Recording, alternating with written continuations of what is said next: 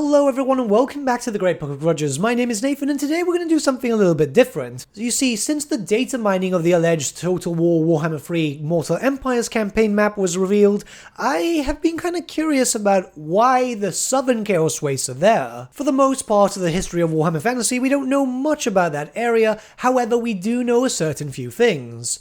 The first being that Archaon the Everchosen travels there when trying to get some of the gifts of chaos. But the second and most important thing is that there is a race of beastmen demon hybrids which doesn't really have a lot of lore, yet there is a decent amount to discuss. I'm of course mentioning the Beast Fiends. The artwork that you can see on screen right now is to my knowledge the only artwork that exists of this race. Now it is important to not take this artwork as gospel, as many different types of Beast Fiends exist. You see, these are what essentially happens when you devote yourself to a specific Chaos God. So there are tribes of Beast Fiends which dedicate themselves to Khorne, Slaanesh, Tzeentch, Nurgle, possibly Undivided, and each of them will look very different depending on the gifts that they receive from the Chaos Gods. Those more well versed with the Beastmen lore know that a gift doesn't happen often, but the reason why these Beastmen are so gifted is not because of their prowess in most cases. Most races don't even know of their existence. In fact, the reason why they get so many blessings is because there are barely any humans around the Southern Chaos Wastes. The Beastmen there congregate and do their damage, but there's nothing else. There's really not that much other stuff there. This is why in the normal parts of the world, Lustria, the Old World, Cathay and all that, you won't see beastmen getting blessings. In fact, the blessings normally go to mortal servants, more human, or humans instead, because those are the ones which generally are more powerful. Most normal beastmen tribes don't need blessings of the Dark Gods to do something in their name, whereas humans do have to be pushed to it. So why do these Beast Fiends have some sort of special attention? Well, let's discuss some bits. The continent was overrun with monstrous half-breeds and beast fiends, savage tribes of creatures that were dread fusions of animal and demon, hordes that, like their damned brethren hiding in the forests of the Empire, were drawn to the most twisted, gifted, and monstrous of their kind. Shamans and beast lords led their great tribes one against the other for a miserable patch of black ice that they may call their own, and the base glory of their fell gods. This is an excerpt of Archaon, Lord of Chaos, which goes into the story of how Archaon becomes the true Everchosen, and the main thing is he has to go down south to the Southern Chaos Wastes. Here, there are demonic creatures. The notion of unholy fusion between mortal and demon is not unknown. In fact, we do have that in Warhammer Fantasy through Demonkin in a sense. We've had many examples of this with, say, Scar Bloodrath or Valkyr the Bloody, who have been gifted so much that they no longer are human,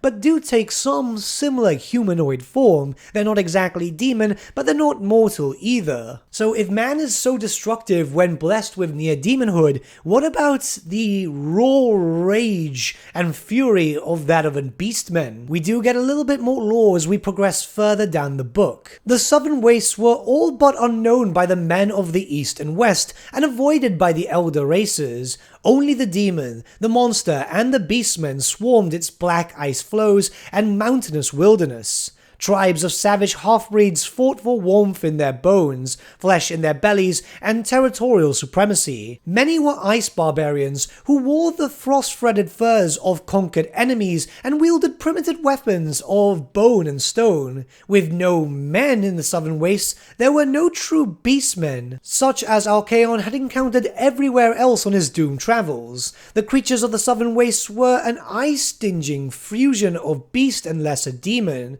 the infernal entities that plagued the benighted wilderness with their malevolence. They were beast fiends, led by the fetid best of their kind, brutes blessed with either dark cunning or murderous might, shamans who read tribal destinies in blood splatters on the snow, the distinction of mountain peaks, and the crooks of exotic lightning that afflicted the skies, beast lords, tyrant gores, and infernal bulls of brazen horn and mountainous muscle. Some suffered the specific sponsorship of ruinous gods, with monstrous mongrels and demon princes leading war herds of the warped, the diseased, the obscene, or the blood mad.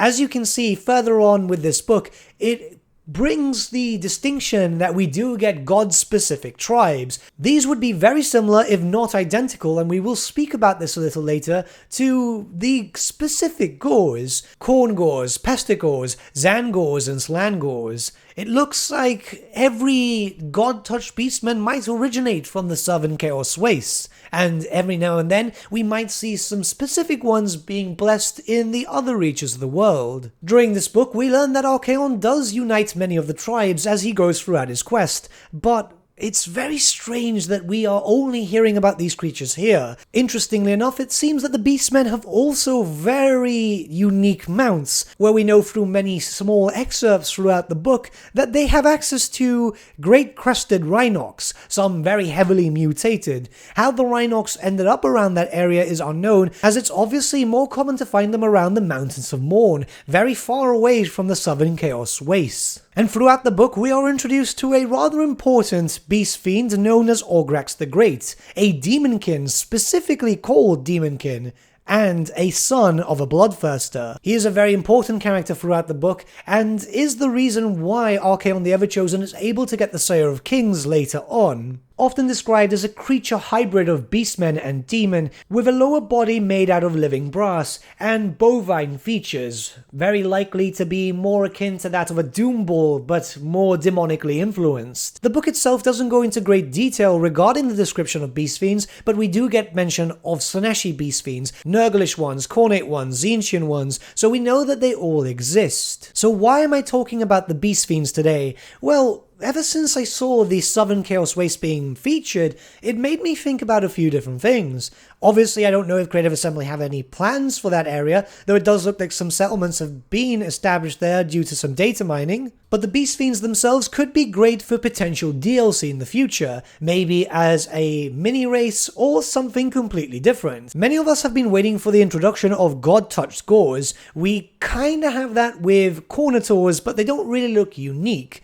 We're talking specifically the Khorngors, Slangors, Pestigors, and Zangors that we know from way back then. These were more just average Gors, a little bit touched, not a lot of mutations. It's more based on a specific power from a specific Chaos God. Those have slowly been phased out through time, unfortunately, mostly because, well, the Beastmen did not receive a lot of attention. That is, until we started seeing them redone and reshaped for that of Age of Sigmar. After many years, we've seen the re-implementation of God-touched Gors, but in a very different sense. The Zangors for Tzeentch have seen a rather large roster, making them more avian-like, even giving them some ranged weapons, more magic focus, whereas the Slangors for Slaanesh have been made more bestial, but still pretty in Slaanesh's ways. Pestigors have also seen a rather drastic change, but this is admittedly only for Blood Bowl at the very moment,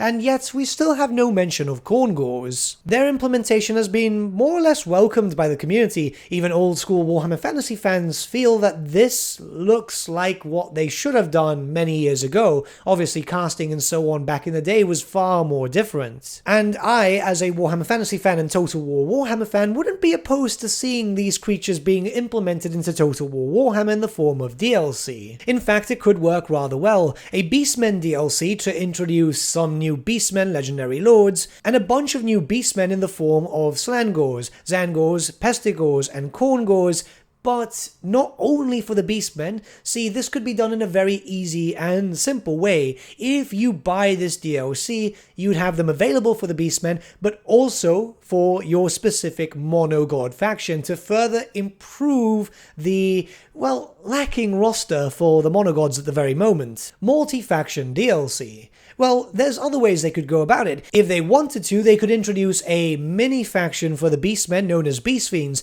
a specific faction which makes use of God-touched Gors and is led by a demonic Beastmen Demonkin in a sense, maybe even a Demon Prince. It's very possible that we could see more Demon Princes in the future since they've already introduced a new character, and it could further add some more flavor to already established Beastmen lords. For example, Torox the Brass Bull could make use of Khorngors because, well, you know, he's pretty Khornite as it stands.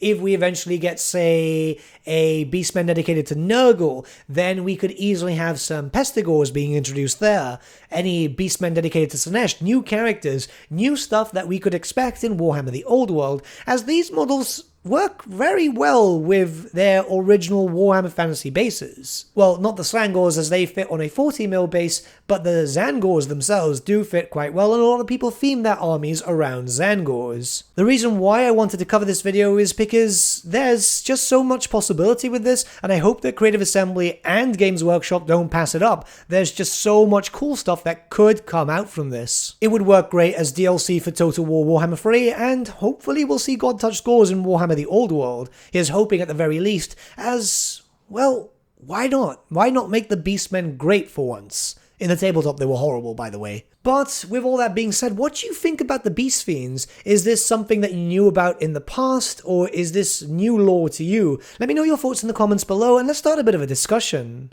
But with that, my friends, we've come to the end of our video. Thank you so much for watching. If you did enjoy the video, might I suggest giving the video a like, or even subscribing to the channel, as it really does help us out. In the description section below are various links to different social media platforms such as Facebook, Instagram, and Discord. Also in the description section is an affiliate link with Element Games where you could buy loads of hobby-based products, not just Warhammer, for 10 to 25% off. Making a purchase using that link and also our special code, which is also in the description, supports the channel at no extra cost to you, which we think is rather cool. A big thank you to our patrons. Your support means the world to us. It's amazing that people want to help a small channel like us grow and get to a higher level of content. A big thank you to Gibraltar LUSC, Ryan Birch, Andrew Prince, and Okro for subscribing to us at our Fane level. You guys are super cool. And a big thank you to Edward Yule, VS Vasan, Aaron Whitman, and Shaggy for subscribing to us at our King level. Honestly, we can't thank you all enough. And lastly, a big thank you to all of you for liking, sharing, and commenting on these videos. Honestly, it's because of you guys that the channel's been growing at such a great pace lately, so we can't thank you all enough. But with that, my friends, thank you so much for watching once again, and we shall see you all again very, very soon. Have a good day.